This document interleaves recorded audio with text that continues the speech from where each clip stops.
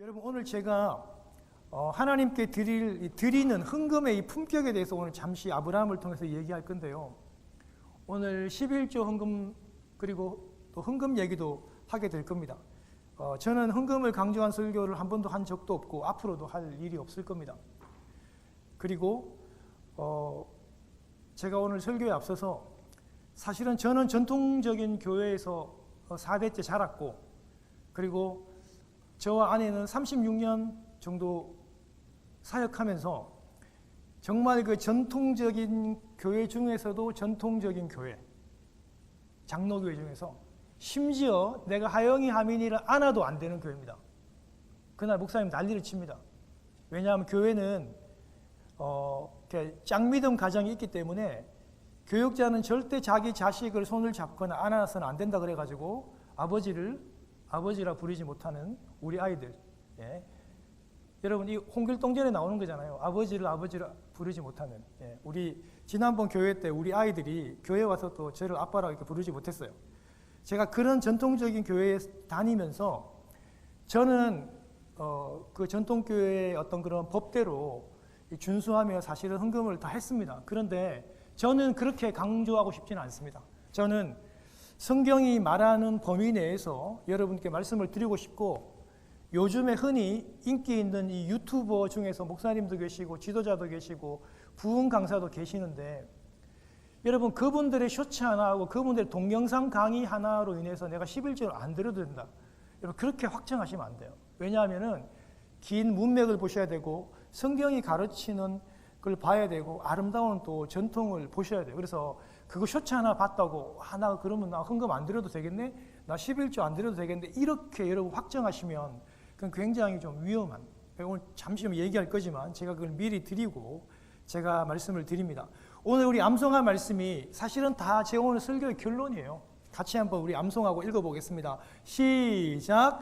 각각 그 마음에 정한 대로 할 것이요 인색함으로나 억지로 하지 말지니 하나님은 즐겨내는 자를 사랑하시느니라.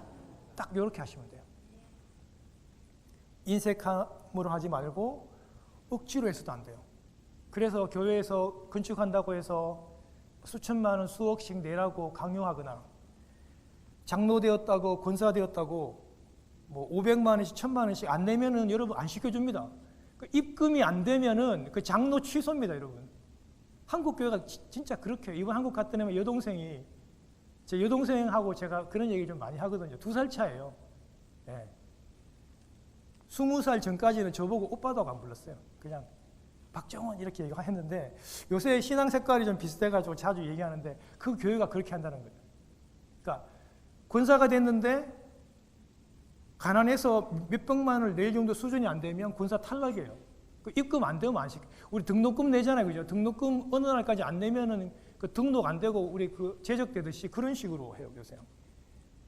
여러분, 이렇게 인간적인 행태로 가면 한없이 자꾸 안 좋아지는 쪽으로 가게 돼요. 분명히 고린도후서 9장 7절에 나온 것처럼 내 마음에 정한 대로 하고 인색함이나 억지로 하지 말고 하나님은 기쁨으로 즐겨내는 자를 사랑하신다. 딱 요 기준에 대해서 우리가 하시면 됩니다. 저희 교회도 그런 분 계시더라고요, 보니까. 그리고 제가 사역할 때 보니까 이 11조 때문에 눌리셔가지고 본인이 그 달에 수입이 없는데도 예전에 내가 이 정도 벌었다는 걸 예상하고 빚을 내가지고 11조 하신 분도 있더라고요, 보니까. 여러분, 이게 상식적입니까? 그렇지 않습니다. 우리 하나님이 가난한 분이 아니에요, 여러분. 이 온 우주, 온 지구, 우리 맨하탄에 건물 하나 갖고 있으면 좋겠다 생각하잖아요. 그 정도가 아니라 하나님이 이 온 우주와 이 지구의 실등록 소유주신데 우리 하나님 돈이 아쉬운 분이 아니라니까요, 여러분. 정말 액수에 상관없이 감사함으로 그렇게 막 짓눌려가지고 헌금 안 하셔도 됩니다. 기쁨으로 하나님 앞에서 그렇게 하시면 됩니다. 제가 이제 저도 예를 들어서 저희 어머니께서 저희 어머니 구순이 된 우리 어머님은 그 시대 때 교육을 그렇게 받고 그렇게 자라오셨어요. 제가 아무리 얘기해도 못 고치셔요. 그러니까 저희 어머니는 어머니 하시는 방법으로 놔두는 게 서로 편해요. 예. 그래서 평생에 저희 어머님은 한 번도 11조를 거르지 않고 하신 게 자기는 그게 마음의 큰 위로예요, 위로. 그런데 평생에 한 번도 11조를 빼먹지 않고 다 드리면 다 부자가 됩니까? 저희 어머님은 평생에 한 번도 11조를 빼먹은 적이 없다고 하시는데 여전히 가난하십니다. 예. 잘 살려고 복 받으려고 11조 하는 거 아닙니다, 여러분. 예. 그래서 그것도 한번 제가 이 설교 준비하면서 기억이 많이 났습니다. 우리가 하나님의 백성으로서 그리고 정말 기쁨과 즐거움으로 이 헌금을 그렇게 감당하시면 되는 겁니다. 제가 오늘 14장 1절부터 16절까지의 말씀을 잠시만 여러분 요약할게요. 우리 다 아는 거니까. 스토리가 너무 재밌으니까 막 어렵지 않을 거예요. 아브라함이 여러분 조카와의 갈등이 생겼을 때 아브라함이 여러분 멋있고 거룩한 결정을 하죠. 어떻게 합니까? 선택권을 아들뻘 되는 조카에게 양보합니다. 그죠? 왜 양보했다고 그랬어요? 이미 그렇죠. 아브라함은 애굽에서 그 파라오에게 아내를 빼앗기고 그죠? 그런 절망적인 상황 가운데서도 하나님께서 그 밤에 어떻게 역사하셔가지고 그 파라오의 마음을 돌이키시고 순순히 아내를 돌려주고 많은 재산을 주게 한, 그러니까 역전시키는 하나님, 그 권능의 하나님을 체험했어요. 그렇기 때문에 이런 갈등에서도 우리 아브라함은요, 하나님을 믿고 그냥 기꺼이 조카에게 선택권을 양보를 합니다. 굉장히 성숙했죠. 반면에 선택권을 받은 롯은 어떻게 합니까? 어떤 시각으로요? 세상적인 시각으로, 돈이 되는 시각으로 결정합니다. 목축 비즈니스 차원에서 어디를 택한다고요? 소돔 평야 평지를 택하는데 이곳은요, 죄악의 끝판왕이 있는 곳이에요. 이 소돔은요, 하나님을 대적하는, 하나님이 오죽했으면 선지자를 보내는 정도가 아니라 그냥 유황불로 그냥 태워 죽일 만큼 가망이 없는 그런 도시였겠습니까? 근데 롯은 그 소돔을 선택하지 않습니다. 여러분, 그런데요, 롯이 소돔에 정착하고 큰 전쟁이 납니다. 14장 1절부터 16절 여러분 다 읽어오셨죠, 그죠? 북쪽 연합과 남쪽 연합이, 남쪽에 있는 사람들이 14년 차에 이 조공을 안 바치다가 서로 이제 큰 싸움이 붙고 전쟁이 붙고 이 전쟁의 소용돌이에 휘말리게 됩니다. 그래서 남쪽 소돔에 살았던 이 롯도 이 북쪽 연합군에 의해 가지고 전쟁에 휘말리니까 전 재산을 다 빼앗기고 심지어 포로가 되어서 240km는 떨어진 저 이스라엘의 끝쪽인 단까지 끌려 잡혀갑니다. 인생 끝났습니다, 여러분. 아니, 어떤 희망이 있어요? 자기 재산 다 뺏겼는데 종이 되어 잡혀가면 그건 끝입니다, 여러분. 그런데 하나님께서 당신의 백성 이 롯 때문에 전쟁이라는 그 폭풍을 갖다가 주셨잖아요. 그러면은 이 전쟁이, 내가 이 전쟁에 휘말리게 된 이유들을 발견하고 하나님의 신호를 빨리 통감하고 이 롯이 사실은 돌아왔고 깨달았으면 참 좋은데 롯은요, 끝까지 안 돌아옵니다. 하나님이 이 전쟁이 일어나게 하고 전쟁에서 다 재산을 빼앗기게 하고 저 멀리까지 포로로 잡혀가서 아브라함이 구출해 옴에도 불구하고 이 소돔의 땅, 죄악의 땅을 포기를 못합니다. 왜요? 성공했다니까요. 소돔에서 한 자리 잡고 성공하고 돈 벌었어요. 포기 안 합니다, 여러분. 끝까지 이 죄악의 땅 소돔을 고집하죠. 결국에는 다 잃습니다. 다 잃고 사회도 잃고 아내도 그렇게 잃게 되죠. 그 소용돌이, 그 폭풍을 우리는 어떤 의미인지를 잘 기억해야 돼요. 이 남북전쟁 소식이 들리고 조카 롯이 잡히고 재산을 다 빼앗겼다는 소식을 듣고 아브라함이 주저없이 집에서 키웠던 병사들을 318명, 여러분 어마어마하죠. 아브라함이 부자라는 소리는 안 해도 그 정도 여력과 재력이 되는 사람이에요. 여러분 그냥 남종이 집에서 마늘 까고 파 다듬고 있잖아요. 감자 깎고 그렇게 하는 종이 아니에요, 여러분. 이 종은 사병이고 군사로 길려진 사람인데 무려 318명이에요. 대단하죠. 저는 이걸 통해서 아브라함이 이 보통 부자가 아니구나 그런 생각이 들었어요. 그런데 그돌라오멜이 있는 이 북쪽에 북부연합이 있는, 그러니까 지금 헤브론 산지에서 아브라함이 단까지 따라가요. 240km, 엄청난 거리입니다. 거기까지 따라가서 그 북부연합군을 완전히 무찌르고 롯도 찾아오고 모든 재산도 다 찾아오게 됩니다. 그게 오늘 제가 여러분 집에서 들으라고 했던 것의 16절까지의 요약이고, 이제 오늘 본문으로 들어갑니다.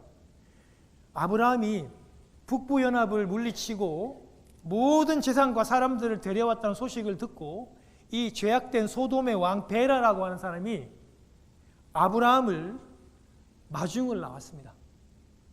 동시에 바로 그때 이 전쟁과는 전혀 상관이 없던 살렘, 즉 예루살렘의 옛날의 이름이에요. 살렘 왕이자 가장 하나님을 높이는 제사장이기도 한 멜기세덱이 전쟁과는 상관이 없는데 이 떡과 포도주, 빵과 포도주를 가지고 와서 240km나 멀리 떨어져 가지고 전쟁하고 돌아온 지친 아브라함과 그의 군대들을 위로하기 위해서, 빵과 떡을 주기 위해서 동시에 나왔던 것입니다. 히브리서 5장과 7장에 보면요, 이 멜기세덱 참 신비의 인물입니다. 정확히 설명이 잘 안 돼요. 그렇지만 여러분 잘 들어보세요. 히브리서 7장 1절부터 3절에 보면요, 멜기세덱은 살렘이라고 하는 곳에서 하나님을 섬기는 대제사장이자 왕이라고 하는 그런 인물입니다. 굉장히 신비한 존재입니다. 의의 왕, 정의의 왕이기도 하고 평강의 왕이기도 한데 아버지도 어머니도 없습니다. 그리고 족보도 없습니다. 인생의 시작도 없고 그 생명의 끝도 없는, 마치 하나님의 아들과 같아서 언제나 하나님의 제사장으로 있는 분이라고 그렇게 신비롭게 표현하고 있습니다. 그래서 이 멜기세덱을 많은 학자들이 또 목사님들이 바로 예수 그리스도를 가르치는 예수 그리스도의 예표다 그렇게 얘기합니다. 실제로 여러분 히브리서 보면 예수님을 대제사장이라고 하는데 유대의 족보를 따라서 하는 어떤 반차가 아니라 예수님 대제사장을 멜기세덱의 반차를 좇은 대제사장이라고 그렇게 표현을 하고요. 예수님도 그 제자들에게 만찬에서, 여러분 최후의 만찬에서 그 떡과 포도주를 가져와서 제자들에게 그렇게 먹이시고 마지막을 위로하시잖아요. 내 살과 내 피라고도 말씀하시잖아요. 이런 모든 것을 우리가 종합해 볼 때 이 멜기세덱은 예수 그리스도를 예표하는 사람이라고, 그렇게 신비의 사람이라고 얘기해요. 그런데 오늘 19절과 20절에 보면 이 멜기세덱이 아브라함에게 복을 빌어줍니다. 천지의 주제이신 하나님, 아브라함에게 복을 내려 주십시오. 여러분 어떤 복일까요? 아브라함과 늘 함께 해달라는 그 임마누엘의 하나님을, 그리고 아브라함을 보호해 주시고 지켜달라고 하는 그 복입니다. 아브라함이 지금 한 번은 전쟁에 승리했지만 지금 이방인이잖아요. 어쩌면 벌집을 쑤셔 놓은 거예요. 많은 가나안 사람들이 이것을 잘못 생각하고 다시 공격하게 되면 아브라함도 쉽지 않고 아브라함도 큰 부담이 되는데, 오늘 멜기세덱이 나와서 하나님께서 이 아브라함을 지켜주는, 보호해주는, 함께하는 복을 달라고 그렇게 복을 빌어주면서 아브라함에게, 아브라함 그대는 원수들을 그대의 손으로 이긴 것이 아니라 하나님께서 그대의 손에 넘겨주셨기 때문에, 이 전쟁에서 승리할 수 있었기 때문에 하나님을 찬양하라고, 그렇게 하나님을 인정하라고 멜기세덱이 아브라함에게 그렇게 얘기하는 거예요. 여러분 정확하게 짚어주고 있잖아요. 아브라함이 집에서 내가 318명 병사를 잘 길러서 이긴 것도 아니고 야밤에 기습작전을 해서 성공해서 이 전쟁을 이긴 게 아니라 이 전쟁은 오직 하나님이 도우시고 하나님이 함께 했기 때문에 이겼다라고 하는 것을 하나님께 영광 돌리고 찬양하라는 겁니다. 그 소리를 듣고요, 아브라함이 마음속에 큰 감동과 감사가 느껴져서 그런 고백을 해요. 정말 아브라함 자신의 지혜와 능력으로 전쟁에 승리한 것이 아니라 오직 하나님으로 인해서 내가 승리했구나, 그 믿음의 고백을 하면서 자기가 전쟁에 승리한 전리품의 10분의 1, 여러분 이 11조가 여기에서 유래했다고 하고 실제로도 그렇습니다. 그 11조를 멜기세덱 대제사장에게 드리고 있습니다.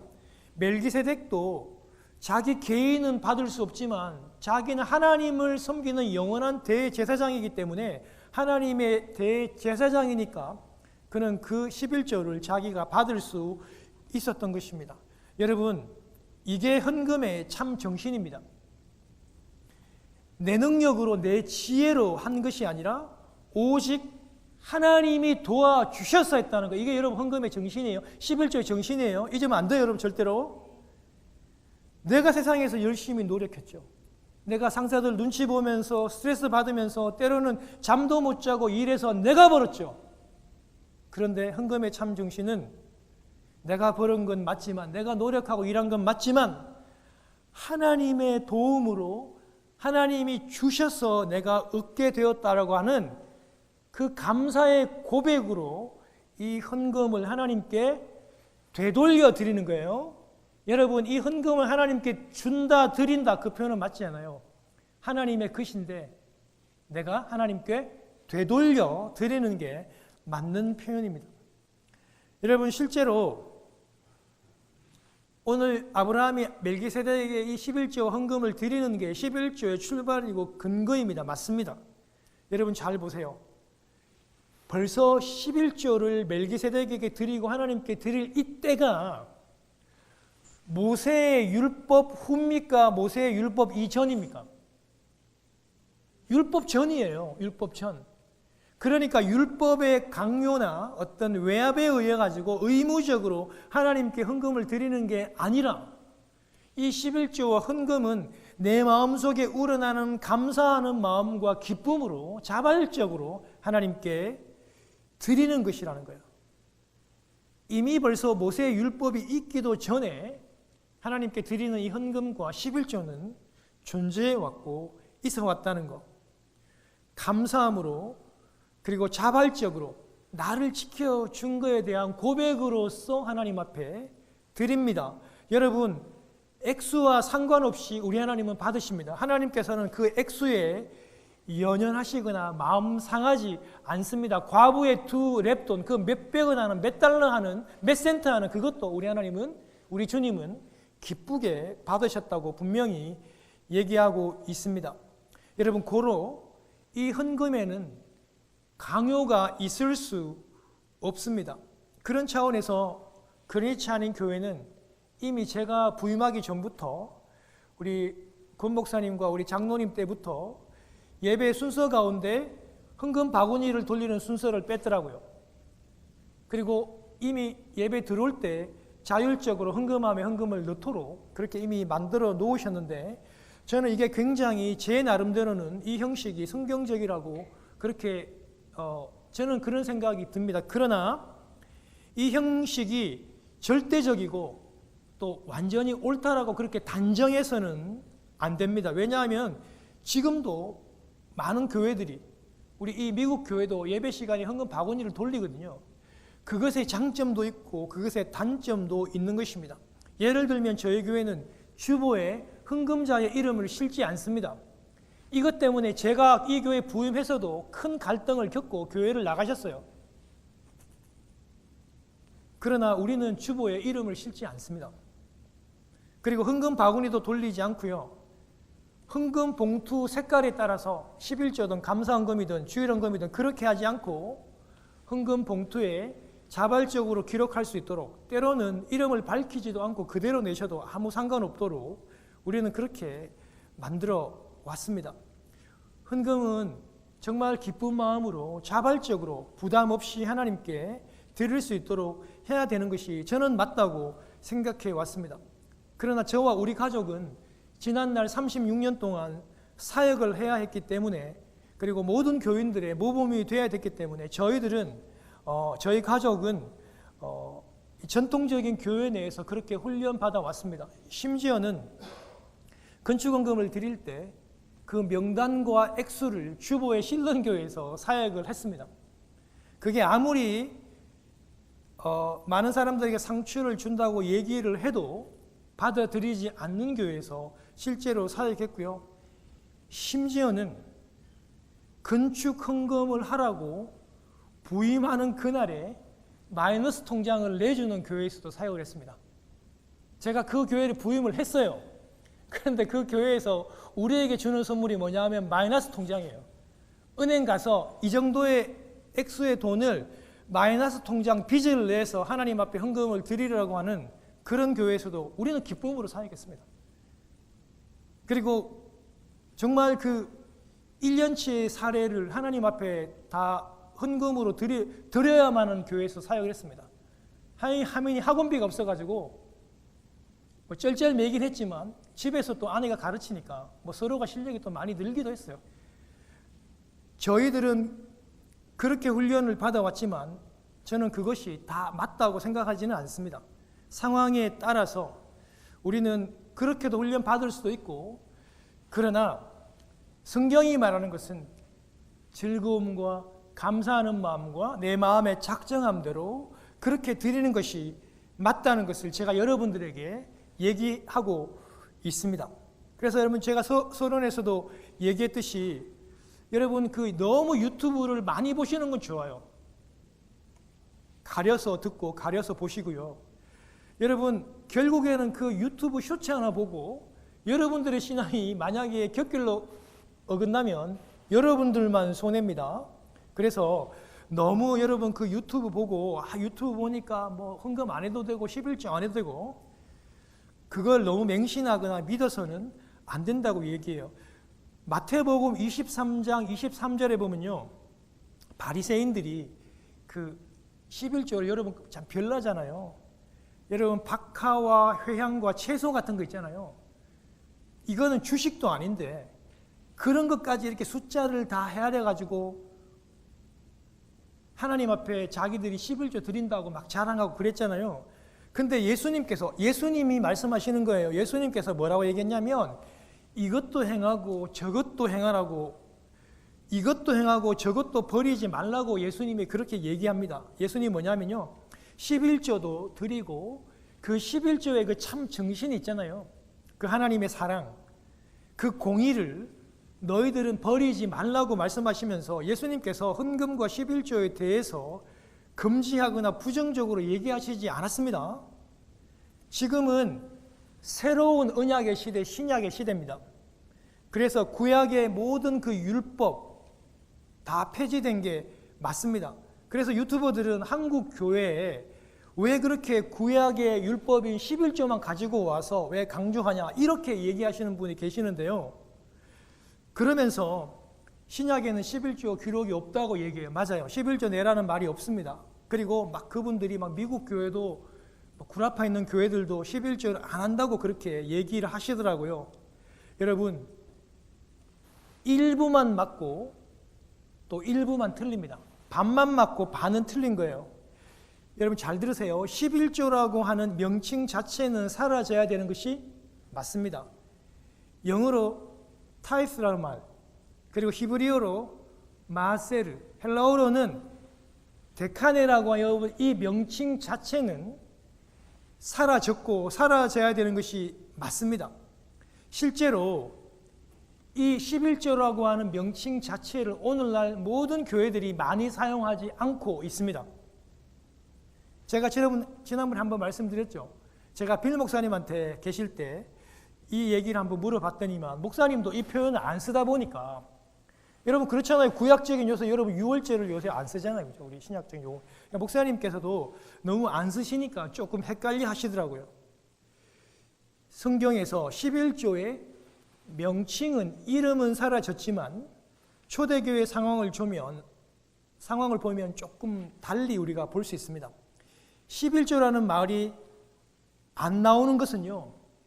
당시에 초대교회 교인들이 당연히 11조를 헌금하고 있었기 때문에 11조의 말을 강조할 필요가 없었던 겁니다. 그리고 여러분 초대교인들, 우리가 그렇게도 배우고 닮고 싶어하는 초대교회 교인들의 모습을 보십시오. 가난한 성도들과 먹지 못하는 성도들을 위해서 어떻게 합니까? 자기의 집을 팝니다. 권사님, 자기의 집을 판다고요. 집사님, 자기의 땅을 판다고요. 그걸 가져와서 가난한 사람들에게 나누어 주고 베풀어 주는 헌금들을 그들이 했습니다. 우리 교회 박 집사님이 병으로 너무 어려워서 가난해서 집도 날아가고 살 것도 없어요. 여기저기 친척집을 떠돌고 있습니다. 밥도 제대로 못 먹습니다. 여러분,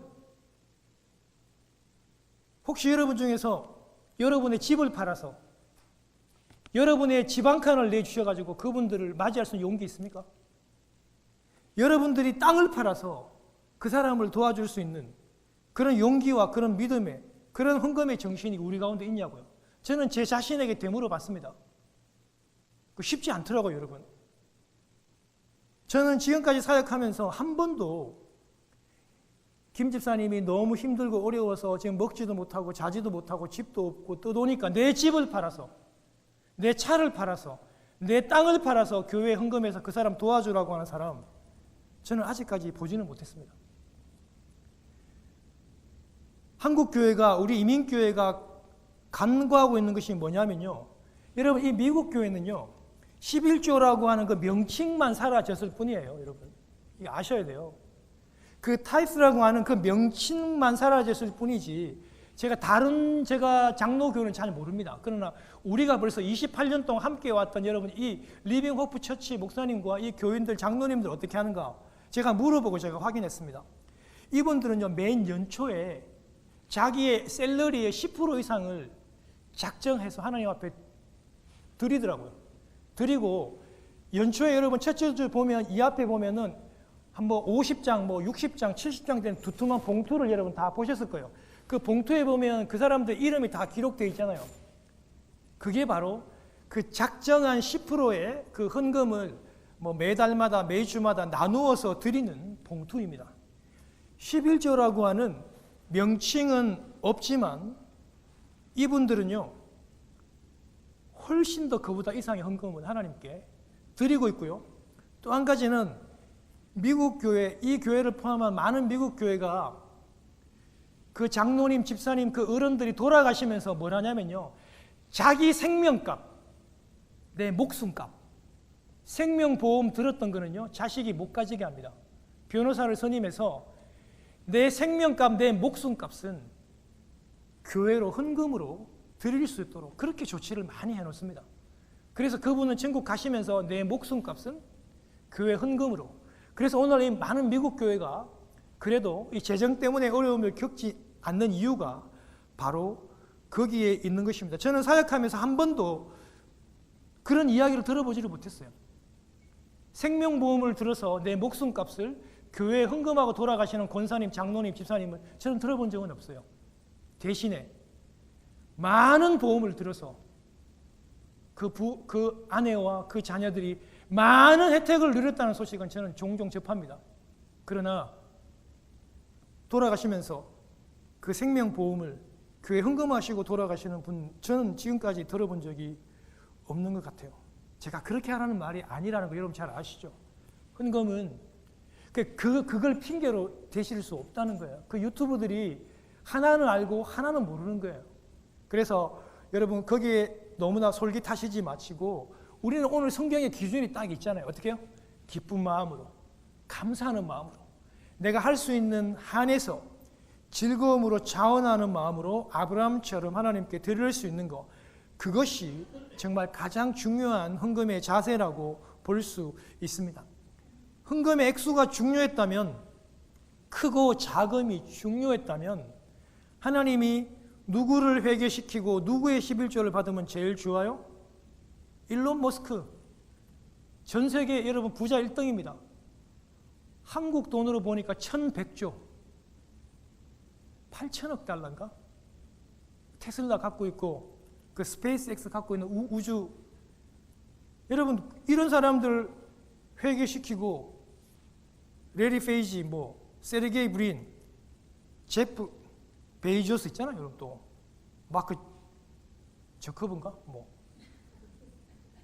이런 부자들을 여러분 회개시켜가지고 하나님이 11조 받으면 이상 없잖아요. 트럼프 이런 사람들. 근데 하나님 그렇게 하지 않습니다. 하나님은요, 그 액수를 그렇게 보시지 않고 우리의 중심과 우리의 마음들을 보신다는 겁니다. 여러분 제가 이제 설교 마치면서 하나만 더 짚고 넘어갈게요. 아브라함이 이 드림에 있어가지고 품격이 느껴지는 거는요, 하나님의 영광을 위해서예요. 하나님의 영광을 위해서 하는데 하나님의 영광이 가려워지면 자기의 이 물질을 깔끔하고 깨끗하게 다 내려놓고 다 포기해요. 21절부터 24절까지의 말씀인데요. 여러분 이게 안 쉽다니까요. 여러분은 하나님의 영광을 위해서 여러분의 100만 불짜리 집 포기할 수 있어요? 저는 쉽지 않더라고요. 저는 설교자니까 늘 저한테 묻잖아요. 박정은 목사, 하나님의 영광을 위해서 지금 살고 있는 집을 하나님께 드릴 수 있어? 저는 바로 예스 이렇게 쉽게 포기를 잘 못하겠더라고요. 하나님의 이름이 가려지니까 우리가 100만 불씩 200만 불씩 그거를 포기할 수는 불가능합니다. 여러분 고대 당시에요, 전쟁에 승리하면 그 전쟁에서 나오는 모든 전리품은 승리자의 것입니다. 아브라함이 지금 이 북쪽의 연합이 남쪽의 연합을 이겨가지고 이 남쪽에 있는 모든 사람들, 종, 가축, 물건을 다 가지고 갔어요. 끌고. 북쪽이 이겼으니까. 근데 아브라함이 이 북쪽을 또 이기고 모든 사람들과 종과 재산과 모든 걸 다 가지고 오잖아요. 전쟁에 이겼기 때문에 이 전리품의 모든 소유는 바로 아브라함입니다. 그런데 이 소돔 왕 베가가 아브라함에게 말도 안 되는 의미 없는 소리를 하면서 생색을 내요. 믿음의 수준이 안 된다는 걸 아브라함이 딱 눈치를 채요. 어떻게 했냐면 사람은 돌려주고, 자격도 없어요. 근데 사람은 내게 돌려주고 물건은 네가 가지라, 이렇게 선심을 서는 것처럼 얘기한다고요. 이거 이치에 안 맞습니다. 그냥 아브라함이 무시하고 내가 승리했는데 내가 다 가진다 이렇게 얘기해도 아무 문제가 없어요. 그런데 훗날에 여러분 이 소돔 왕, 제약의 왕이 훗날에 내가 아브라함에게 이 많은 것을 다 주었으니까 그가 부자가 되었다, 그렇게 말하고 다닐 사람이라는 것을 아브라함이 눈치를 딱 챈 거예요. 그러면 하나님의 영광이 가려지죠. 하나님께서 도와주시고 하나님께서 하셔가지고 아브라함이 부자가 됐는데 이 사람이 영광을 가로채니까 아브라함이 어떻게 합니까? 내가 하나님 앞에서 하나님께 맹세하는데 실 한 오락이라도, 신발끈 하나라도 내가 취하지 않고 나의 모든 고난들을 다 내려놓겠다고 얘기합니다. 왜요?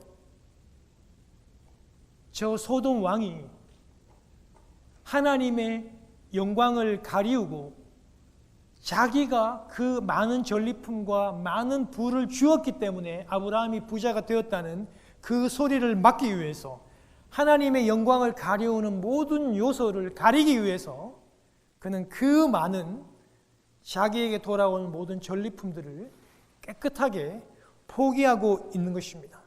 이것이 아브라함의 드림의 품격이에요. 하나님의 영광이라면 자신의 모든 것은 기꺼이 포기하고 내려놓을 수 있는 태도. 그러면서 여러분 아브라함은요 정말 젠틀한 게 뭐냐면요, 자기는 자기 신앙으로 자기의 이 전리품들은 다 내려놓는데 상대방에게 강요하지는 않아요. 억지로. 예를 들면 자기와 함께 싸웠던 그 젊은이들, 또 자기 전쟁에 참여했던 이런 많은 사람들의 그 권리는 얘기하지 않습니다. 할 수 있지만, 자기가 리더로서 너희들도 바쳐라고 할 수 있지만 그 부분에 대해서는 그들의 몫을 가져갈 수 있도록 그것을 허락해 주고 있다는 사실입니다. 여러분, 설교를 마치면서 우리 한국교회에서 분명히 우리 목사님들이 좀 강하게 11조와 헌금을 얘기하시고 강조한 부분이 없지 않아 있습니다. 그리고 지금도 유튜브 상에서 그렇게 목사님이나 뭐 장로님이나 리더들이 헌금을 뭐 할 필요가 없다라고 말씀하시는 분도 계실 것입니다. 그러나 우리 주님이 어떻게 말씀하셨는지, 그리고 성경이 어떻게 말씀하셨는지, 오늘 이 아브라함이 어떻게 하나님 앞에 자발적으로 감사함으로 드렸는지를 잘 생각하시고 여러분의 믿음대로, 그리고 자발적으로 감사하면서 하나님 앞에 드릴 때 우리 하나님은요, 정말 기쁨으로 드리는 그 사람에게 기쁨으로 또한 갚으신다는 것, 여러분 잊지 마시고, 우리가 오늘 여러분 그 아브라함이 그 하나님을 믿는 그 장면들을 다 봤죠. 하나님이 그 역사하시고 하나님과 함께 하시고 임마누엘로 임하니까 자기 눈앞에 있는 그 손에 그 선택권을 기꺼이 포기하잖아요. 그런 아브라함의 신앙과 아브라함의 드림의 품격을 본받는 여러분 되시기를 주님의 이름으로 축원합니다. 우리 기도하겠습니다.